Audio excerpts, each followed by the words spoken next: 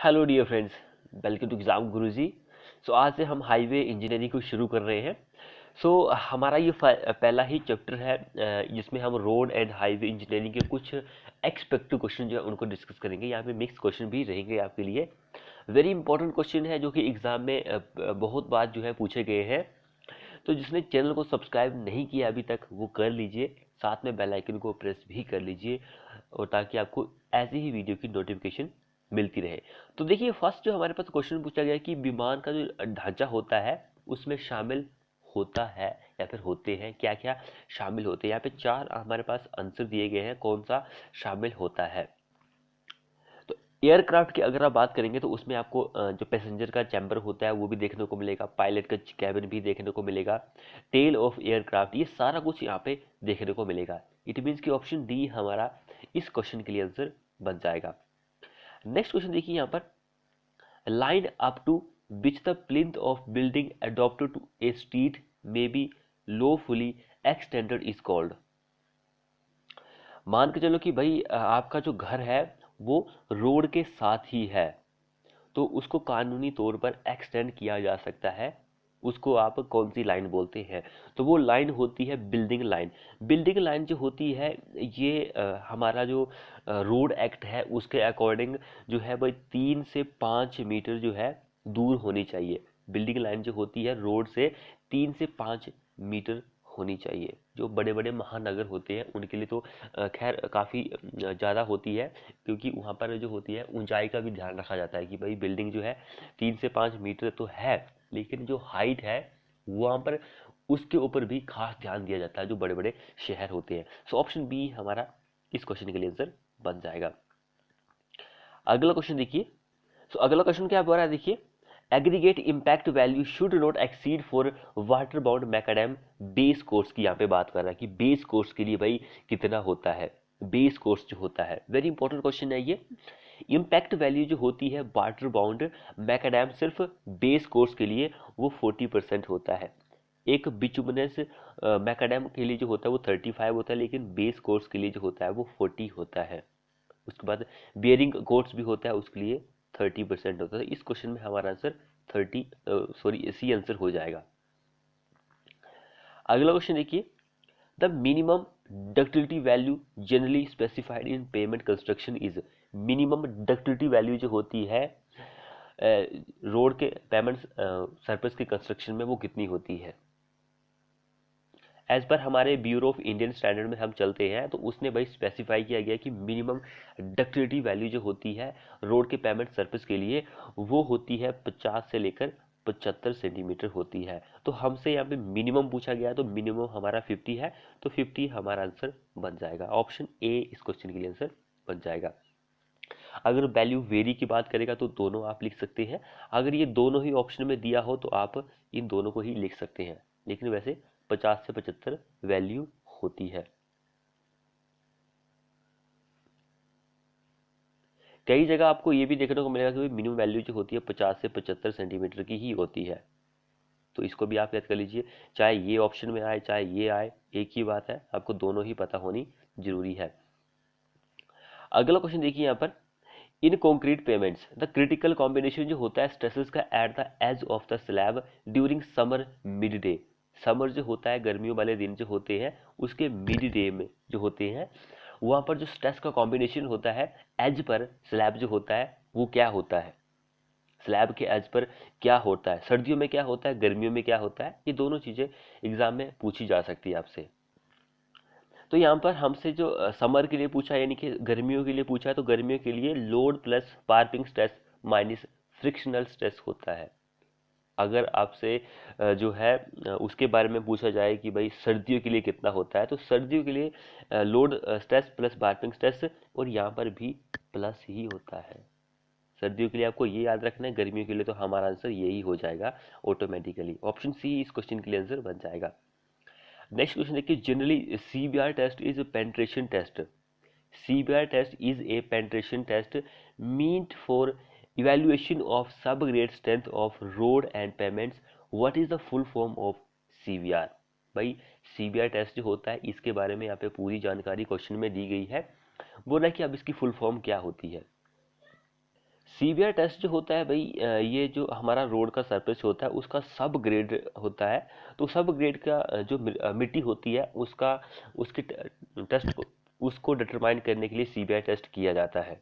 ये चीज़ इंपॉर्टेंट है। अब इसकी फुल फॉर्म की बात करेंगे तो वो होता है California wearing ratio. California wearing ratio इसकी फुल फॉर्म हो जाएगी। डी हमारा इस क्वेश्चन के लिए आंसर बन जाएगा। अगले देखिए, compressive strength of stone is found out by. Find out मतलब फाउंड आउट एक ही बात है। कंप्रेसिव स्ट्रेंथ जो होती है स्टोन की, आप उसको कैसे फाइंड आउट कर सकते हैं? Compressive strength of stone is find out by crushing test. By crushing test से आप फाइंड आउट कर सकते हैं।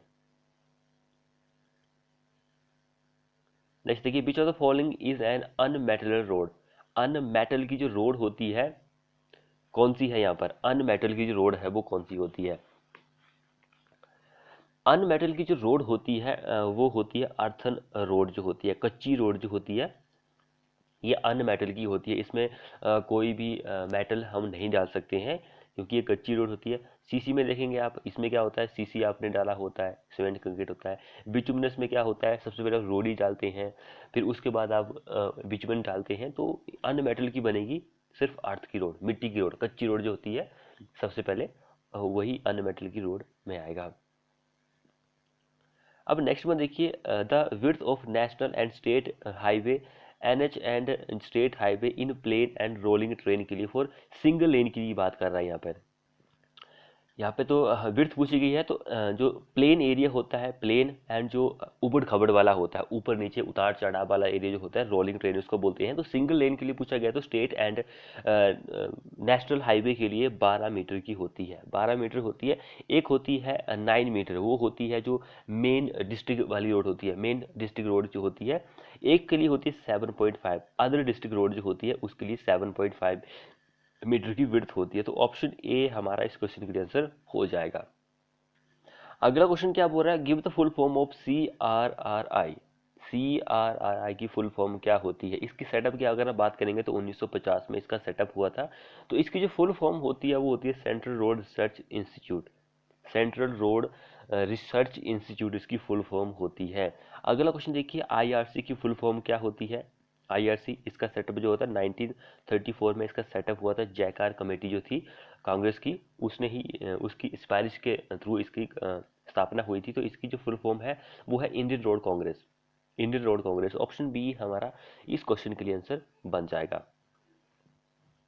जिसने चैनल को सब्सक्राइब नहीं किया वो कर लीजिए।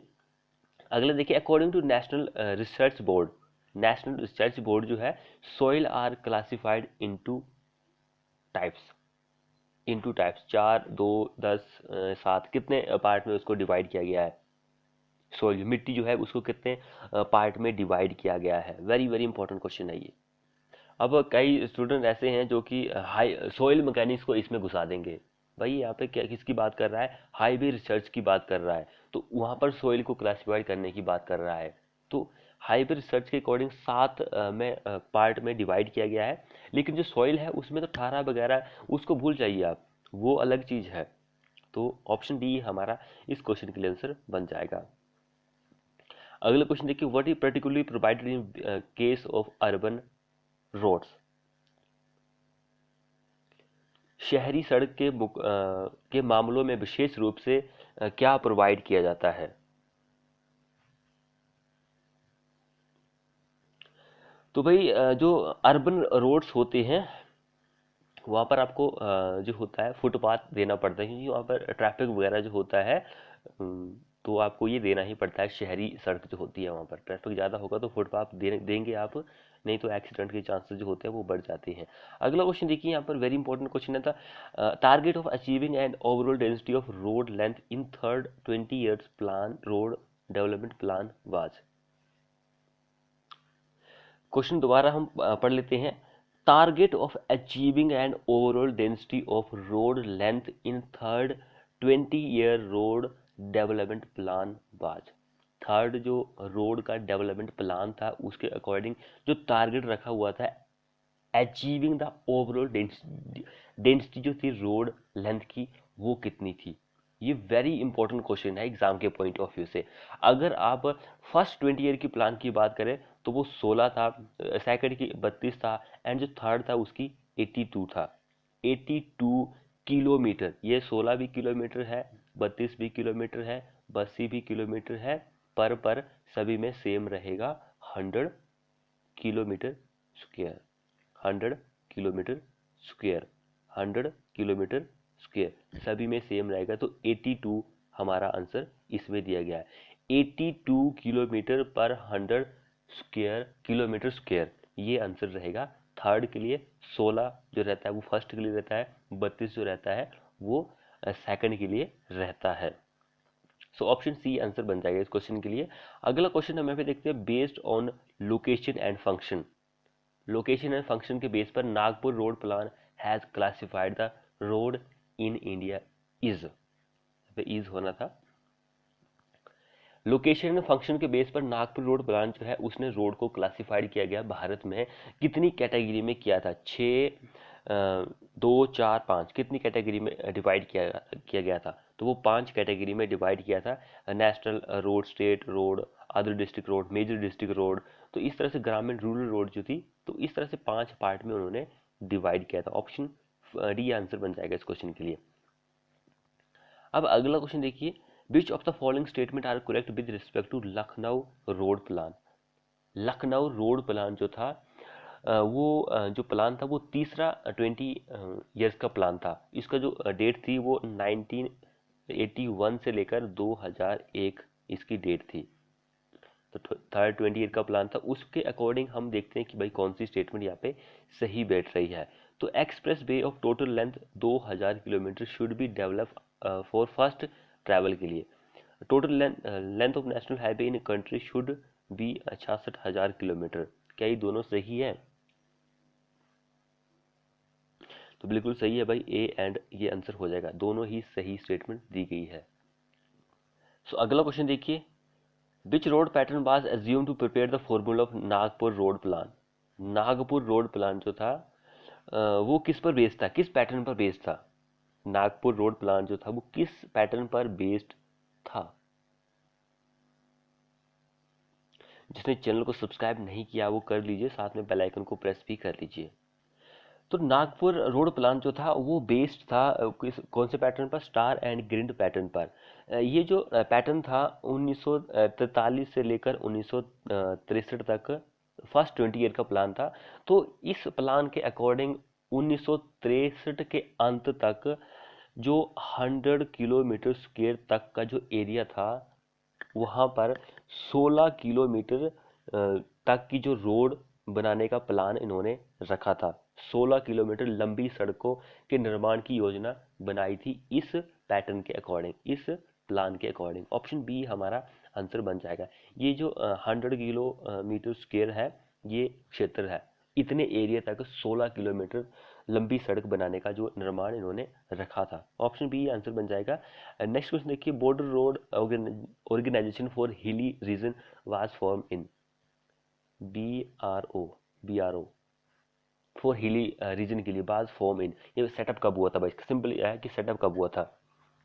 बीआरओ जो सेटअप हुआ था वो 1960 में इसका सेटअप हुआ था। इसके अगर मुख्यालय की बात करेंगे तो वो दिल्ली है। 1960 डी आंसर बन जाएगा दिल्ली। आप याद रखिए भाई, कई बार जीके के सेक्शन में इनका मुख्यालय भी पूछ लेते हैं।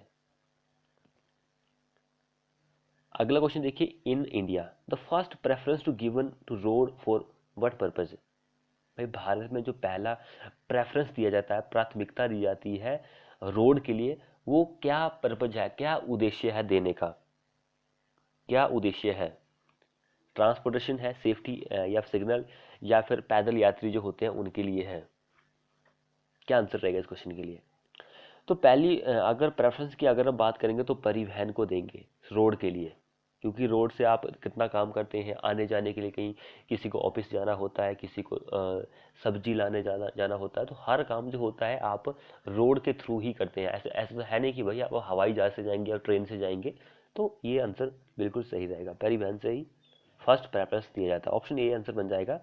अगला क्वेश्चन देखिए, एज पर हमारे Indian Road Congress recommended the roadway width for single lane national highway और स्टेट हाईवे इन माउंटेनियस या फिर स्टीफ टेरेन के लिए। तो यहाँ पर भाई माउंटेन जो पर्वत का एरिया होता है वगैरह वगैरह उनके लिए सिंगल के लिए पूछ रहा है। तो सिंगल लेन के लिए जो होता है वो 6.25 मीटर की होती है। डबल लेन की बात करेंगे तो उसके लिए 8.8 होती है, वैसे 8.80 होती है, ये भी आप याद रखिए। एंड जो मेजर डिस्ट्रिक्ट रोड होती है उसके लिए 4.75 मीटर की विड्थ होती है। जो रूरल एरिया होता है, ग्रामीण एरिया जो होता है, उसके लिए 4 मीटर की विड्थ होती है।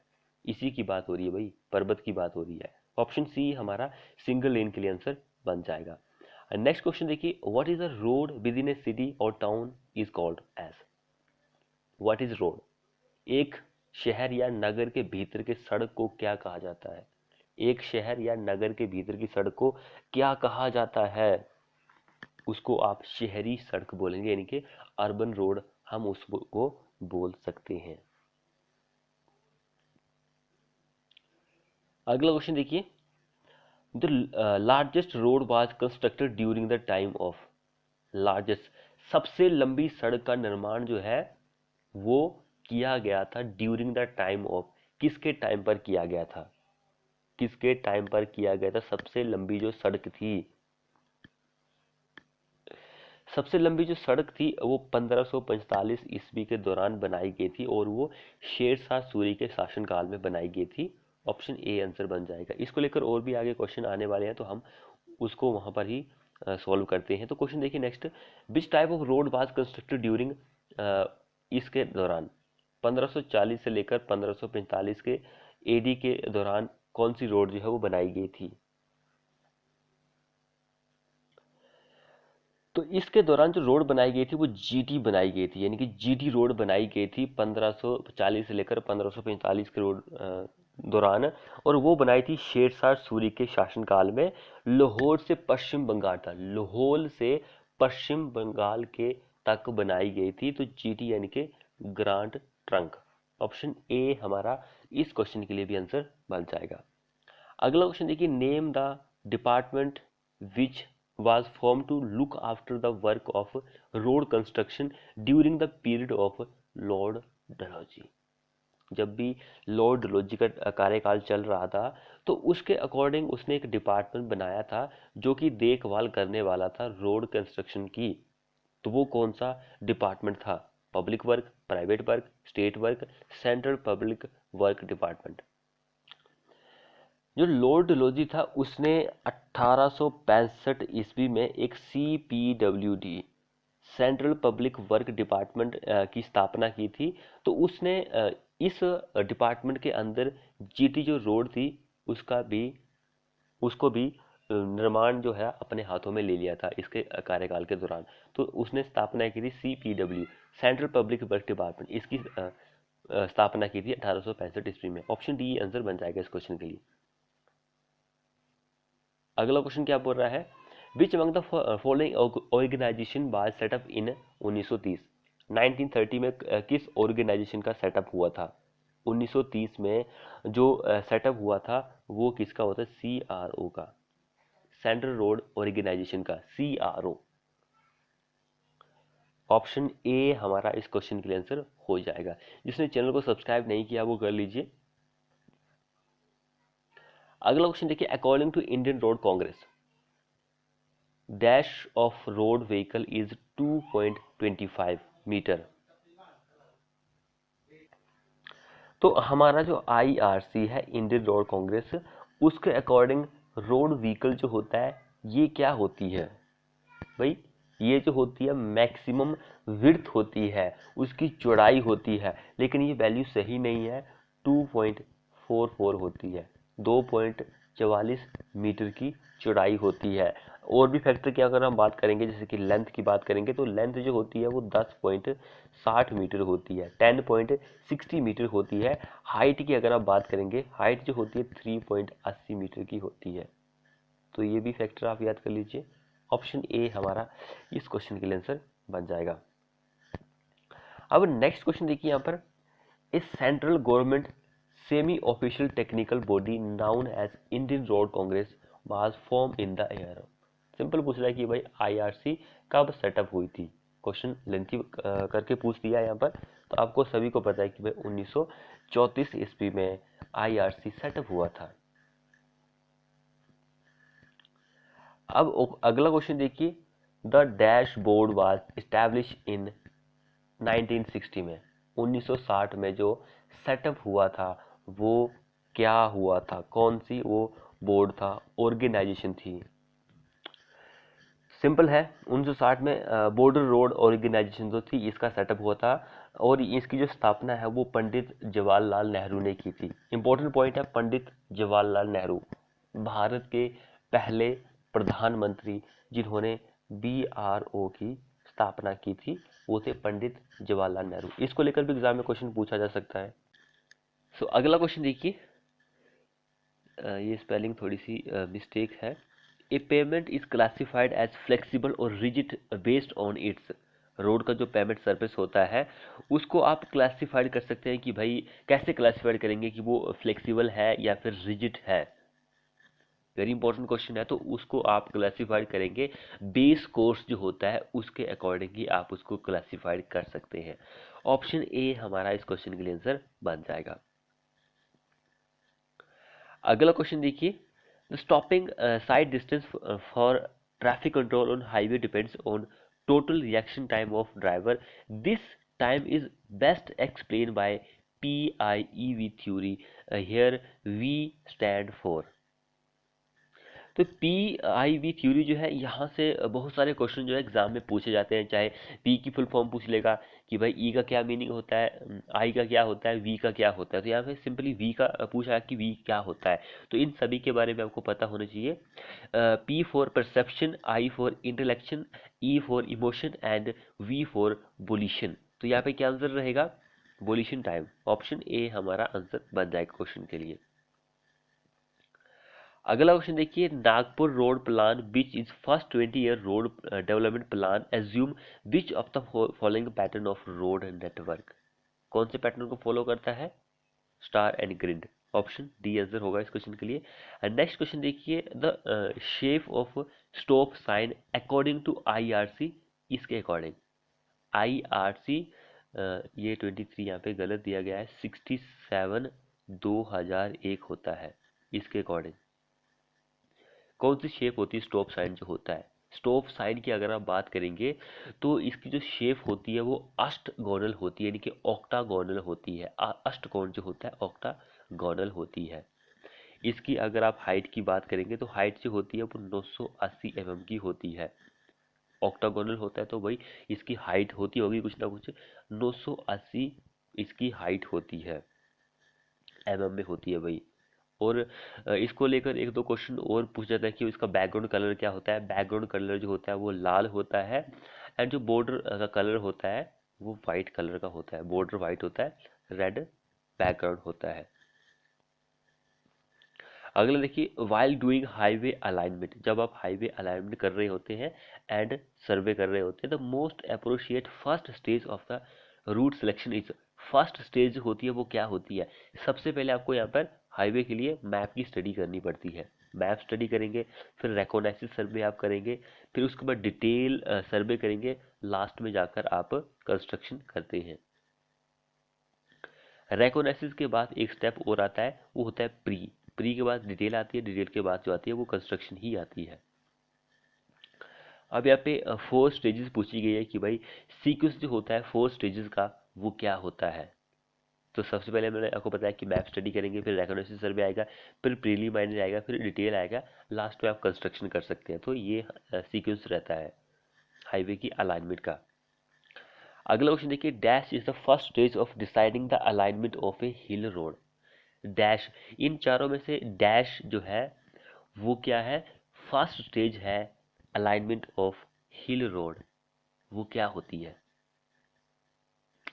तो हिल रोड की अगर आप बात करेंगे तो इसमें फर्स्ट स्टेप जो होता है वो रेकोनाइसिस आता है, फिर प्री आएगा, प्रीलिमिनरी टेस्ट करेंगे आप, फिर डिटेल सर्वेइंग करेंगे आप, एंड लास्ट में कंस्ट्रक्शन आप कर सकते हैं। ऑप्शन डी हमारा इस क्वेश्चन के लिए आंसर बन जाएगा। लेकिन जो हाईवे अलाइनमेंट होती है उसके लिए मैप स्टडी आपको करनी पड़ेगी फर्स्ट स्टेप में। अगला क्वेश्चन देखिए, factor controlling alignment. Factor controlling alignment is, वो कौन सा फैक्टर है, तो वो होता है जियोमेट्रिक डिजाइन जो होता है यही होता है। अगला क्वेश्चन देखिए, इनोस्कोप इज यूज टू डिटरमाइन। इनोस्कोप जो होता है आप उसको यूज करते हैं ताकि वो किसका पता लगा सके। Enoscope is use to determine the spot speed is the correct answer.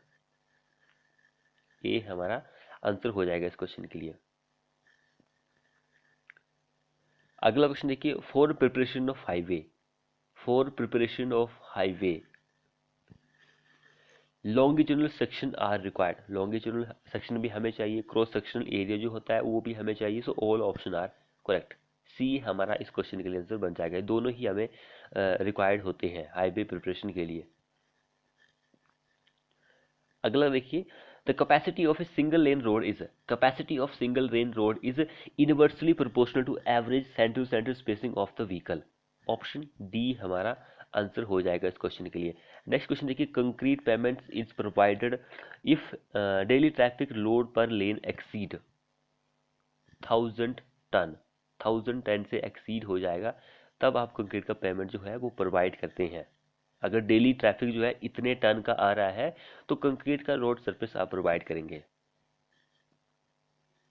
Next देखिए, alignment of road is finally decoded on the basis of,